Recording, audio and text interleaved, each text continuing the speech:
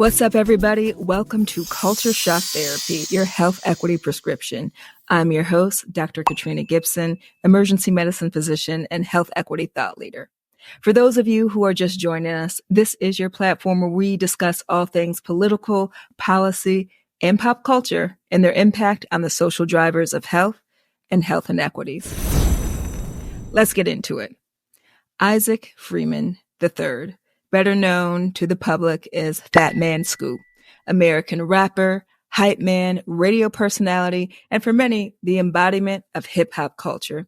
He was born in Harlem on August 6, 1968, and sadly passed away on stage during a performance in Connecticut on August 30th at the age of 56. I'd like to extend my sincerest condolences to his family, friends, colleagues, the hip-hop community, and all of the lives that he's touched. Some of his songs I'm sure many of you are familiar with. It Takes Scoop, featuring DJ Kool, Lose Control, featuring Sierra and Missy Elliott, Be Faithful, featuring the Crooklyn Clan, Drop, Timbaland and Magoo, featuring Fat Man Scoop. It's Like That with Mariah Carey, featuring Jermaine Dupri and Fat Man Scoop. The list goes on and on. The man was a legend, and he has over 20 years of pop and hip-hop culture success. Unfortunately, Fat Man Scoop is just one of many of some of hip-hop artists gone too soon. This year alone, we've lost Chino XL and DJ Polo. They both passed away in July at the ages of 50 and 63, respectively, in their homes. Up-and-coming Texas rapper Enchanting passed away at the age of 26. Brother Marquise of hip-hop group Two Live Crew passed away at the age of 58. Beat King, prominent Houston rapper and producer who passed away at the age of 39 earlier this month on August 15th. And DJ Mr. C, having produced and served as a DJ for likes of Notorious B.I.G., Big Daddy Kane, and who was a Hot 97 mainstay, passed away sadly in April of this year. So as we continue to lose greats who built hip-hop from the ground up and those who are becoming leaders of the new school, this begs the question, who is in charge of gatekeeping the culture? I'm sure as many of you remember, August 11th, 2023, hip-hop turned 50. So with so many of its originators and innovators passing, seemingly before their time, who is responsible for gatekeeping, maintaining, reinventing, and reinvigorating hip-hop culture? But better yet, what happens when we fail to do so? Before we move on, let's make sure we're still on the same page. There are four, or some people consider 5 pillars of hip hop. There's the emceeing, the lyricism, DJing, the turntablism, graffiti, knowledge of the culture, and b-boying or b-girling, which is breakdancing. So quite recently, one of the pillars of hip hop found itself on the national stage at the 2024 Olympics in Paris. In Paris 2024, 4 new non-traditional sports debuted. There's skateboarding, sport climbing, surfing, and breaking. Now, breakout star, and I use that term quite lightly, Australian breakdancer Rachel Gunn, known as Ray Gunn.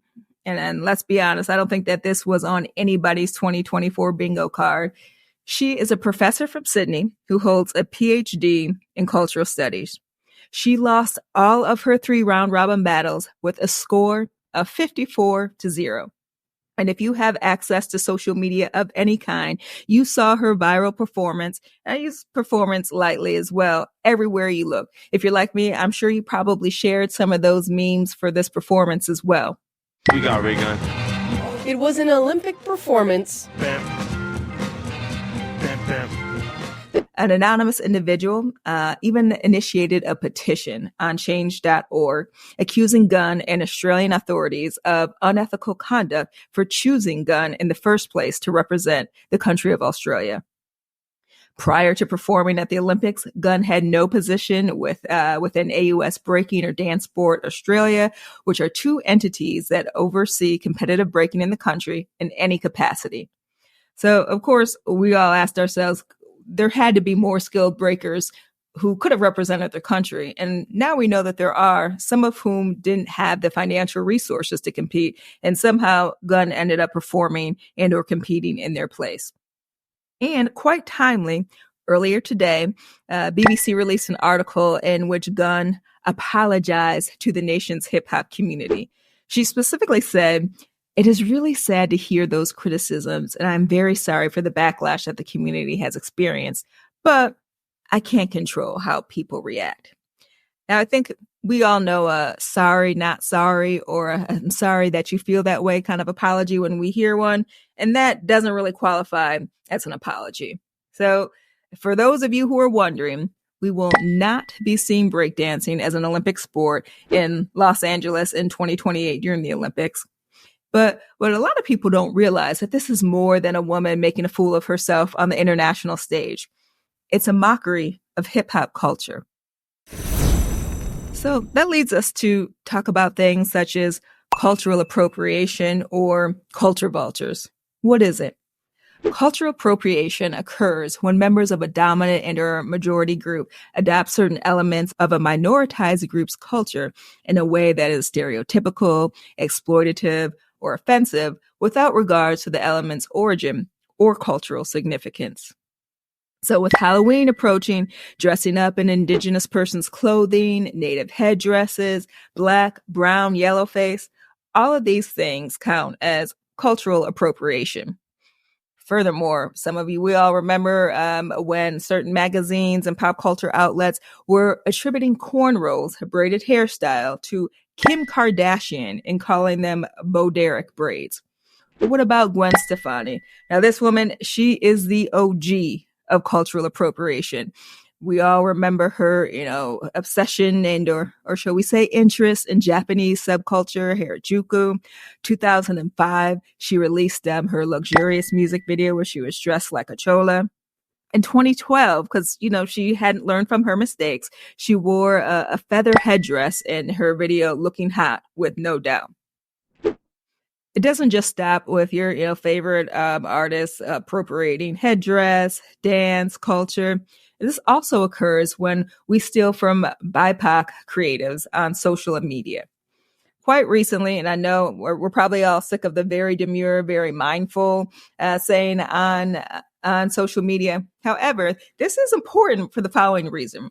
This is one of the rare times in which the creative, who happens to be a Chicago-based content creator, Jules LeBron, Puerto Rican trans woman, actually got some sort of acknowledgement and a recognition for her contribution to the culture of very demure, very mindful. You see how I do my makeup for work? Very demure, very mindful. So let us ask ourselves, how does this phenomenon impact BIPOC, Black, Indigenous persons of color? It's all about the erasure of our cultural contributions, erasure of our history, experiences, voices, and it parallels right-wing Republicans' desire to erase evidence of BIPOC pain and suffering due to white supremacy in this country by removing our history from schools, by banning certain books from schools. It's all in the same vein of erasing persons of color, our voices, and our ability to tell our own story. So what is your health equity prescription? What is it that we can do about it? Well, for one, let's take this time to learn about historic hip-hop breakdancers. Google the Rocksteady Crew. This group was created by Jimmy D and Jimmy Lee and was named after a popular hangout in Manhattan. But some of the most well-known dancers came out of this group, including Kenneth Ken Swift Gabbert, Richard Crazy Legs Colon, and Frosty Freeze. There's the Mighty Zulu Kings that were founded in 1973, New York City Breakers, who also originated in the 1970s, and the list goes on. Hop on Google and see what real breakdancing looks like. And as always, I'm going to encourage you all to register to vote. There are 61 days until November 5th. And for many of us, democracy itself is on the line. Hop on Google or whatever your search engine of choice is and make sure that you are registered to vote. Explore if there are any opportunities to vote absentee ballot and or early in your area if you don't think that you'll be available on voting day, but make sure that your voice is heard. Educate yourselves on the issues, particularly as they pertain to, reproductive rights, immigration's on the table as well. But for many of us, our very well-being, is on the table with his selection. So if you want to make sure that your voices are heard, that people of color's voices are heard and interests are protected, make sure that you register to vote. And thanks for joining us on Culture Shock Therapy, your health equity prescription. Until next time.